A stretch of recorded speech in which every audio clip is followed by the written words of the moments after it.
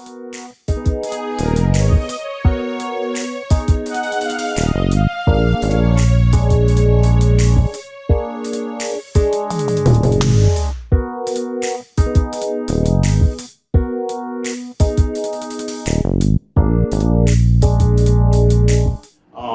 y'all once again for joining me for a Popup podcast edition. I am Indigo, the host of the show, where we bring ownership to the forefront through 4 principles: paperwork, investment, group economics, and not to mention time management. All right. Today we got a special guest with me, my brother, Mr. Dewandus Johnson. He's always here with me, or in spirit with me. How about that? We go way back, and I really appreciate my brother for coming on. We're going to hit you right in the gut. Go ahead and tell them about that paperwork, brother. Tell them how you got yours and how you acquired it.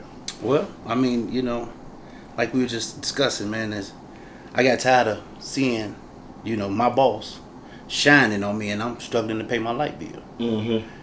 It wasn't me being, a hater. I was just trying to figure out how did he get in the position to write me a check and keep the bulk of the money. Right. You know what I mean? That was just... It was all the way from hustling on the street to getting legitimate jobs, to seeing corporate business. It was always an aspiration of mine to write the checks. So, I jumped off the porch, man. The first business that I opened was a publishing company. I wrote a couple of books and, I contacted this lady, a well-known author, urban fiction. And, she told me an astronomical number to me to get behind my book, just to hold my book on her page. Mm-hmm. And that right there, it clicked for me. Like, man, look, man, you can do it yourself, man. You can struggle, and come on up like they did. Right. But you have to have a mentality. You have to know about the numbers, right? So, prime example for say if you're working at McDonald's. Right, and you making $10 an hour. You working 8 hours a day. That's $80 a day. If you open your own business, if you making $80 a day, you need to scrap that business. Mm-hmm. You see what I'm saying? So it's all about the numbers, man. Some days you might miss, but one day you might make $1,700. Right. You know what I mean? So bet on yourself. You know what I mean? If you bet on yourself, you ain't got nobody to blame but you, because you didn't put in the work. I agree with that. I heard you say you gotta bet on yourself. So your first paperwork was with your publishing company. I didn't know that. So yeah. So you had an LLC, so you started your LLC, and it was a publishing company. It wasn't like any other kind of works, like with your other business. So speak on that for the most part. Your other LLCs or your other work that you have under your LLC. Well, I haven't done the umbrella. All of my LLCs stand alone. Okay. But I am trademarking Chessman's. So, I play chess, as you know. Yes. You know what I'm saying? So I play chess, and, I love the game of chess, the strategy. Somebody got to die in order for you to get to where you get. This is all life. Mm-hmm. You got to figure out who you can cut off, the least person you can cut off when their money start getting tight, and you can still operate your demo. You see what I'm saying? So, man, I'm trademarking Chessman's. I have Chessman's Transit. I own a couple of CDL trucks. I own Chessman's Logistics. I dispatch trucks for individuals. And I have Chessman's Electric. I have an electrical degree. So, man, it's just all about betting on yourself, man, and keeping your lanes open. It's all about time management. Mm-hmm. You understand me? That is the key component to success. It's gotta be. Because if you sitting home and you watching TV, you wasting time, man. I agree. You wasting time. You could have been doing something else to better your situation. Went out there and made some shook some hands and made some relationships. Found somebody that can help you do what you're trying to do. All of that, man. All of that. So this is a brother right here who has multiple LLC with the paperwork, and I really appreciate that, because it lets me know how extensive he's thinking. It's all about vision. We have to have the vision in order to have everything prosper for us, or in order for us to manifest, should I say. But switching over from paperwork, because you clearly have a lot of it. Yeah. Let's go on to investments. What did you invest in? Not even recently, but in the beginning, if I had to say, that allowed you to go along with your LLCs, or to help further the process or speed it up? Well, I mean, you know, at the beginning, man, I bumped my head a lot because I'm still a one man band. So everything that I've learned, you know, everything, I didn't grow up with my father. You know, I grew up with uncles, and you know, I had a grandfather that was phenomenal. But it's nothing like having that man, your father, there. You know, because you know he see what you're going through. You know, you come from him. So you know, it was a lot of older guys that you know would try to tell me bits and pieces of the game, but they wouldn't give you the whole game because they want to keep you under them. So everything that I learned is from trial and error, man. And I made a few mistakes, man. The biggest mistake that I made was a $20,000 investment that I did with a guy that was friends with one of my close buddies, and you know it fell through, and the 20,000 was just gone. You know what I mean? And that was the biggest lesson I ever learned in my life, because one, every investment is going to be either 50-50. It's either it's just that. It's an investment. Right. You feel me? You're either going to get it or you're not. But it is what it is. what I learned from that is never invest something that can cripple you.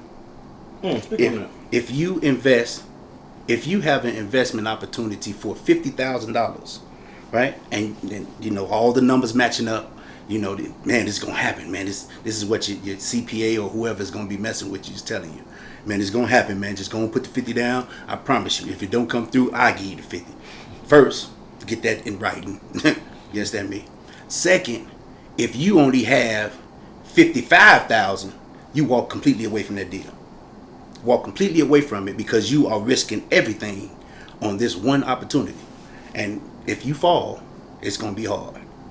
So luckily, that 20,000 was not my whole basket, but it knocked a dent in it. You know what I mean? And I had enough, businesses to still stay afloat, and rob Peter to pay Paul, and still do what I needed to do, while that 20,000 was, going out the back door. I really appreciate that too. You speaking to something that I really want to get into. A lot of people think that you got to have a lot of money to invest, and you really don't. No. The fact that you had that, you were just blessed in order to do something with it. But you speak to the mentality of you knowing that, like you were just saying, if you don't have it, why would you spend it? Right. But even if you do have it, why should you spend it? I mean, so with investments, man, like prime example, Apple, right, or the cell phone, right? If we had invested in the cell phone in '83 or whenever it came out, we'd be billionaires right now. So everybody is looking for their next best thing, which they should be, because you have to make your money make you some more money. That's how the rich get rich. They take a 20,000 investment and make 250 million off of it. Easy money. You see what I'm saying? But you cannot jump the gun. You have to do the due process, man. You gotta take your time and get there. You can't just hope that it's gonna pop like that, because you're risking too much, man. You're risking your family, you're risking your kids' education, you're risking your mental health, all of that, man. So take your steps, man, and do your investigation with the stocks or whatever you're gonna do. Any type of investment, you can do an investment with your buddy on a clothing line or a clothing store, But you can't just think just because I put this money in there, it's gonna do what it's supposed to do. You have to do your due diligence with that money. You have to do what you got to do, man. You can't skip the steps. I like that. And you ain't even got to have that much. Listen, for artists out there, I like speaking to that realm because I have an LLC and I run a management company, clothing brand, and not to mention the videography production company. So I work with a lot of artists, and that doesn't mean necessarily musicians. That can be painters, stuff like that. So if you're an artist, I tell people like this: invest in your craft where you can get the intangibles too. You need the disciplines, you need the integrity, you need the consistencies. A lot of people really just don't have the intangible when it comes down to their business. They think everything is tangible and they can just force their way through something. Right. It ain't going to happen that way all the time. Yeah. I've had my LLC since 2018. I've been investing in myself as well since 2018. And it's all about the small stuff.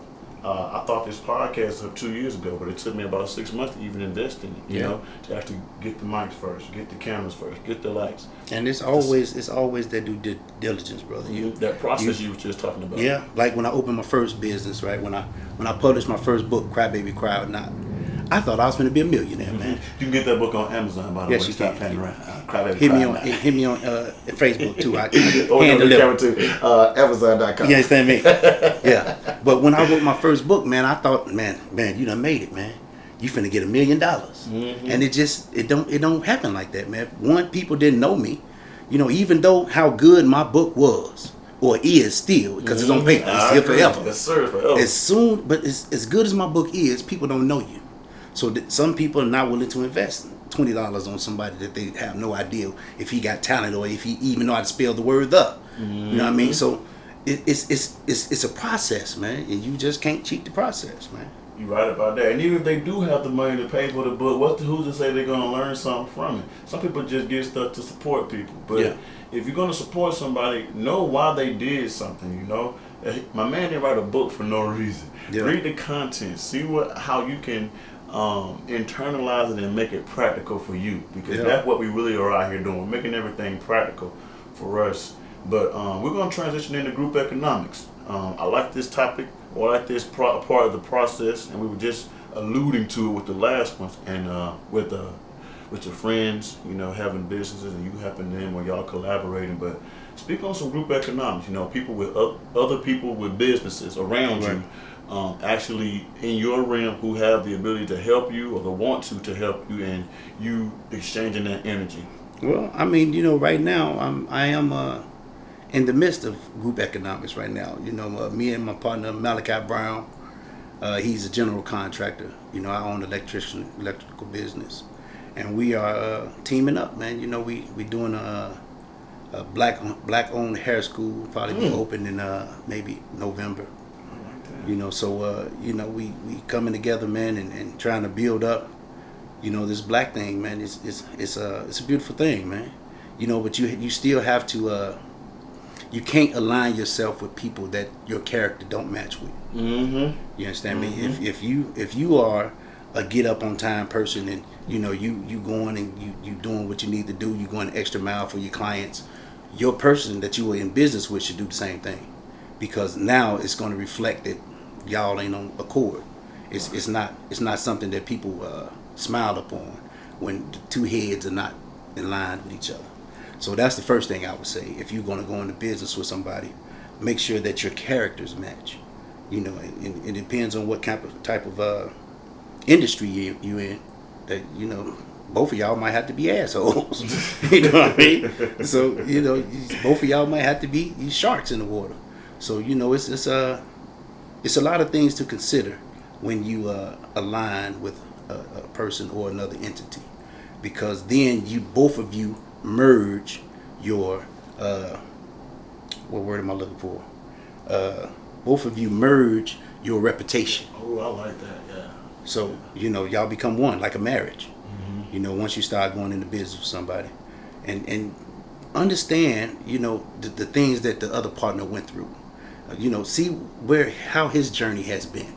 You know, you might done been through the ringer, man. You might done been through knockdown nose all the time, ain't nobody getting you no work. This guy just might be coming through the door, and he might think y'all finna be millionaires. You know, so man, you conversate with your partners, man, and see where they at, man. Correct. Iron sharpens iron. Let me just put it that way in short term. Definitely. You have to be around people who are pouring the energy right back into you.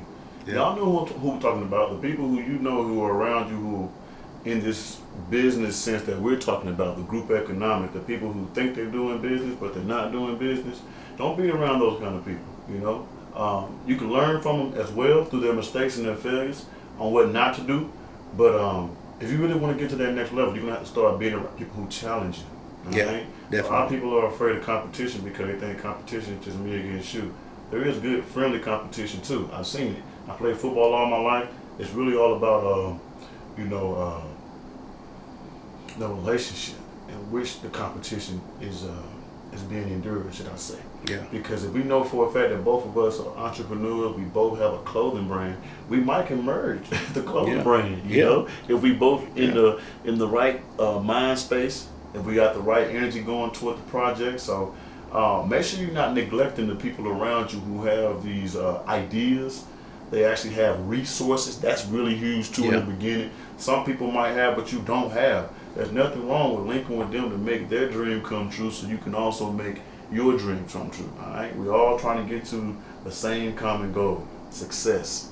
Whatever that looks like for you, you know, success looks different for a lot of people. So, with that being said, this is what I'm doing to practice group economics. You know, a podcast is just the medium that I've chosen to give out this information on, because a lot more people are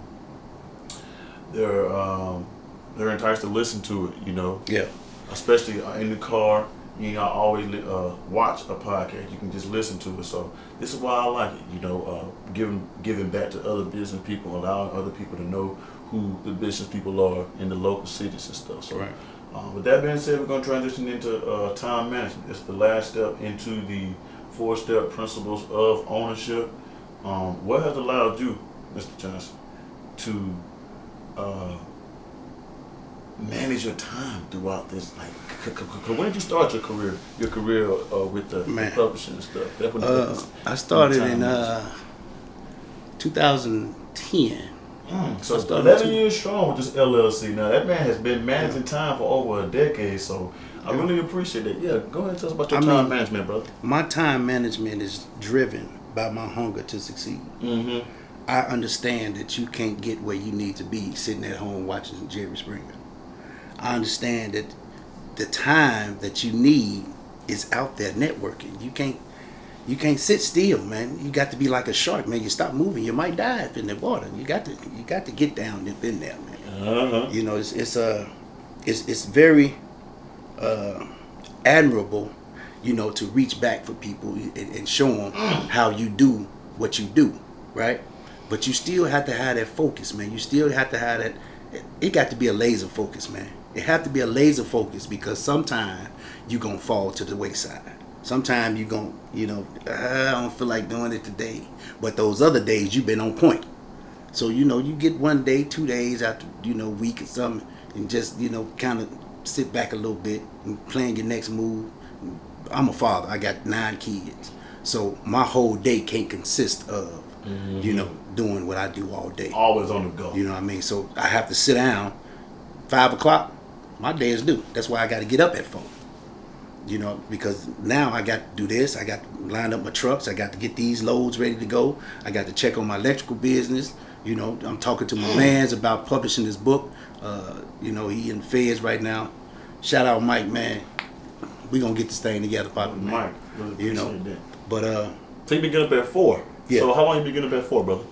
I'm a Muslim, so you know, this is what Allah tells me to do. He ain't playing around with it. I mean, you know for a fact that this is something that's happening every day. I mean, your faith level got to be into it, right? Definitely. I like that. Where we were going with that. I'm gonna keep that right there, because with time management, it takes a certain type of faith, brother. Yeah. I've been getting up probably about 5:30, 6 o'clock all my life, right. You know, and I still do.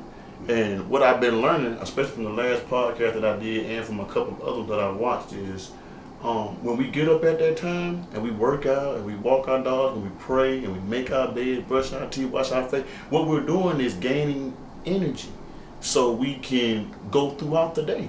Yeah.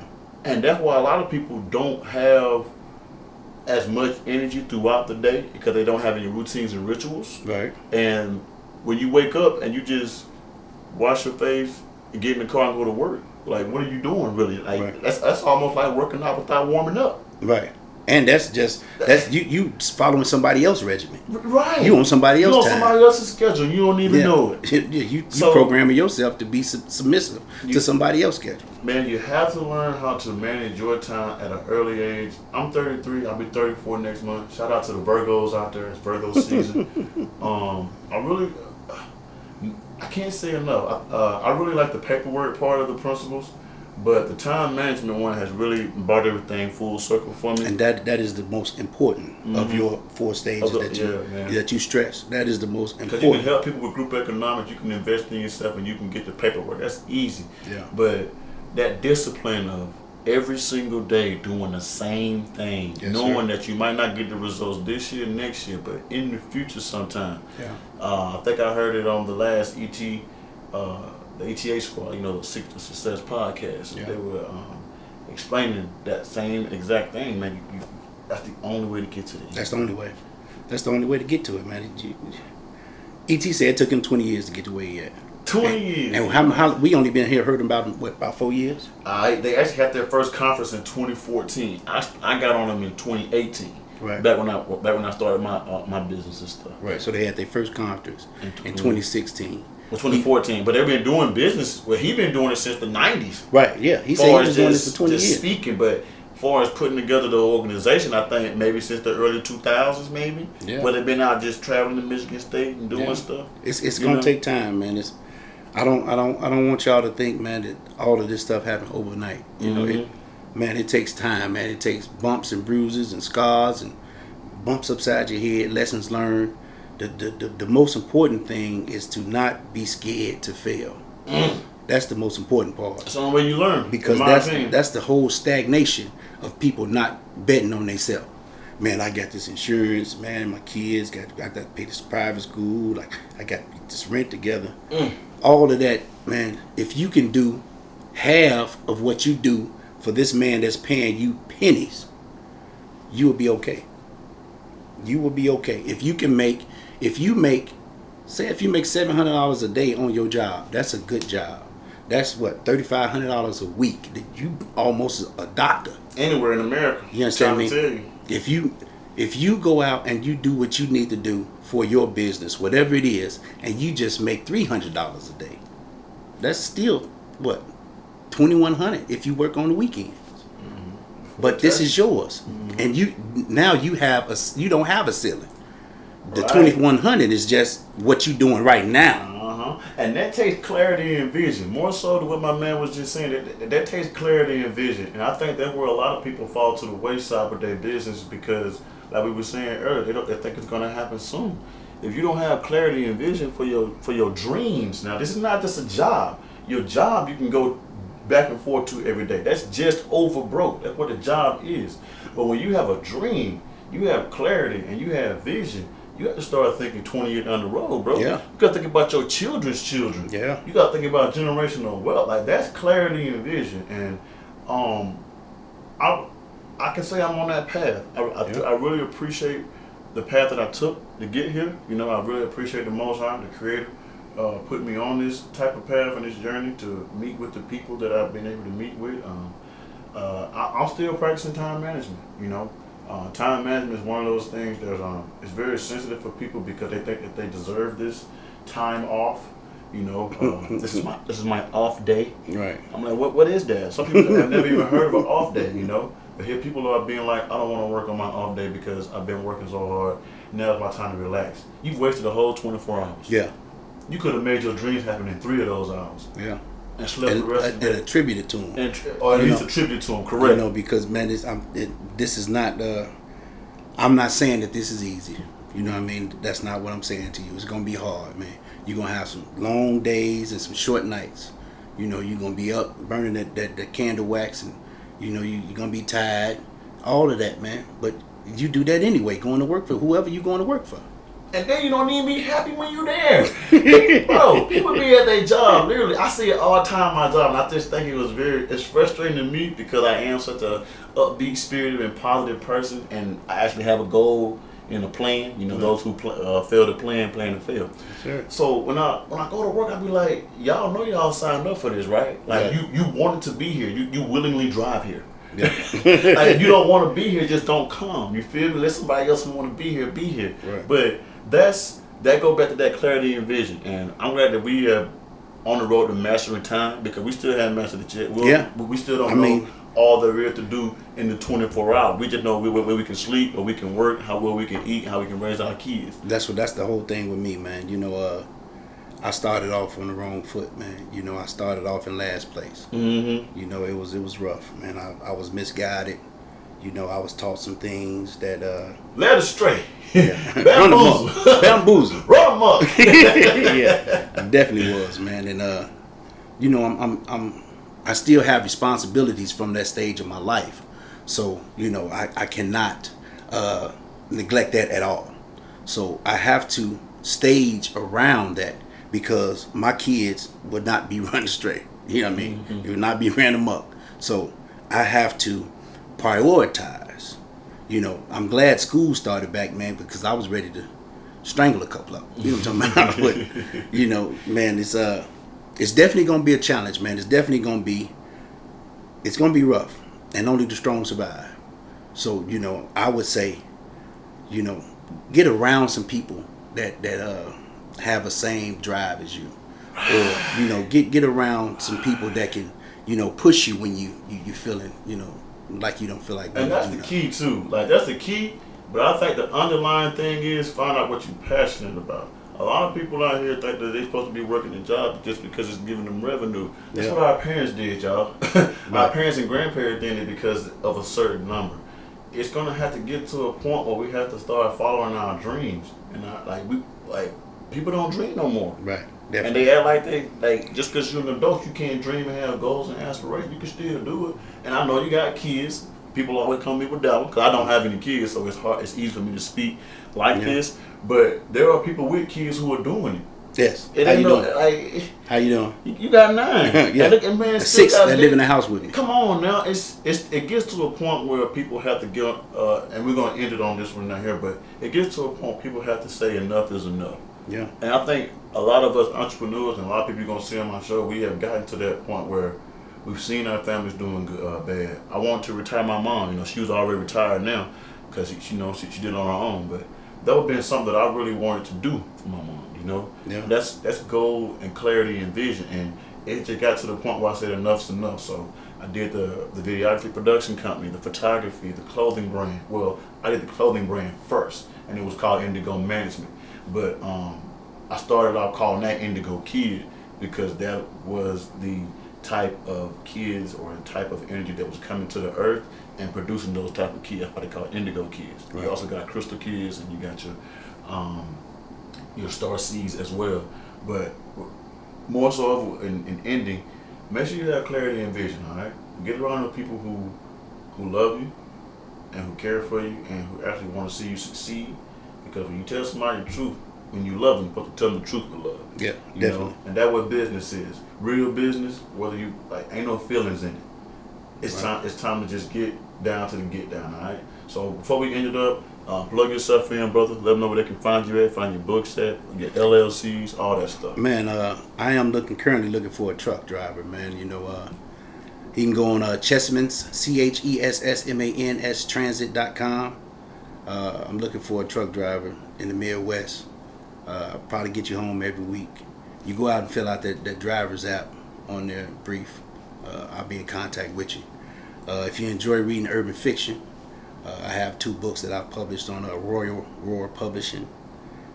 First book is called Cry Baby Cry or Not. I own that one. And the sequel is All Cried Out. It's based in Chicago, so you know what we're talking about. I do dispatch trucks, so if you're looking for somebody to help you with your dispatching, you can look me up on Chessman's Logistics, LOGISTIX.com. We can talk about what are you looking for. I have a program that I can keep you in the money. So go ahead and check me out on that. If you just want to holler at me, man, I'm on Facebook, Mustafa Aleem, MUSTAFA ALEEM. Man, holler at me, man. You know, I go to the prisons. I talk to the brothers.